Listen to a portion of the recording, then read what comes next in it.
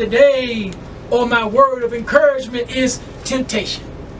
Jesus said in Matthew 26:41, watch and pray, lest ye enter into temptation.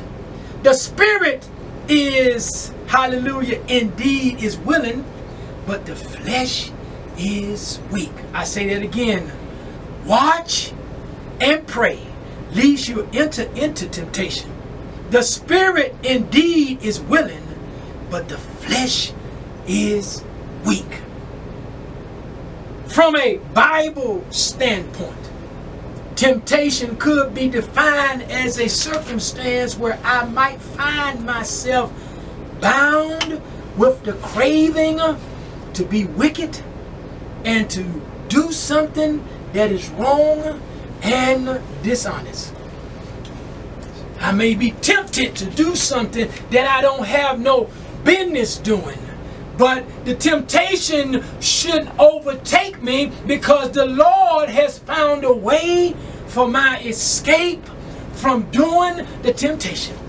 James 1 verses 14 and 15 says it like this: but each person is tempted when he is lured and enticed by his own desires.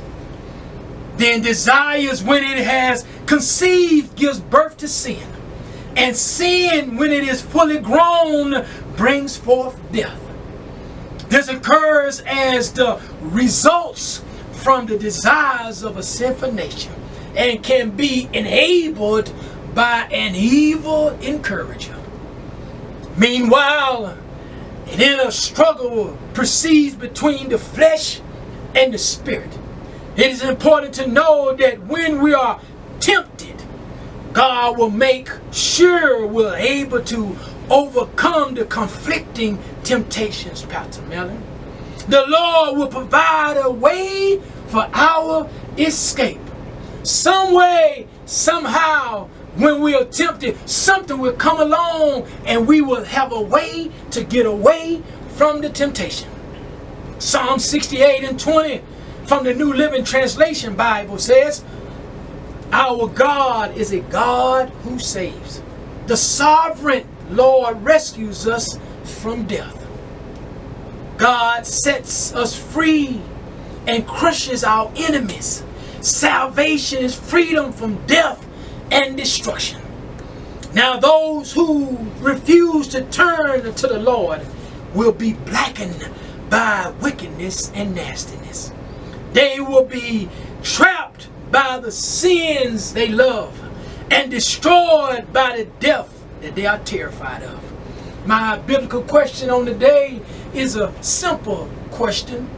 What is the purpose of trials?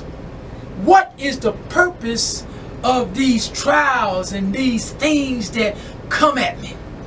One of the intentions of the trials is to help us come to know Christ, understand his teachings in our minds, feel them in our hearts, and live them in our lives.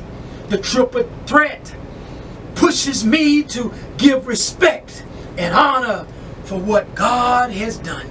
The trials in our lives examines our belief and validates the goodness of our faith, which is more treasurable than the gold that's declining every day.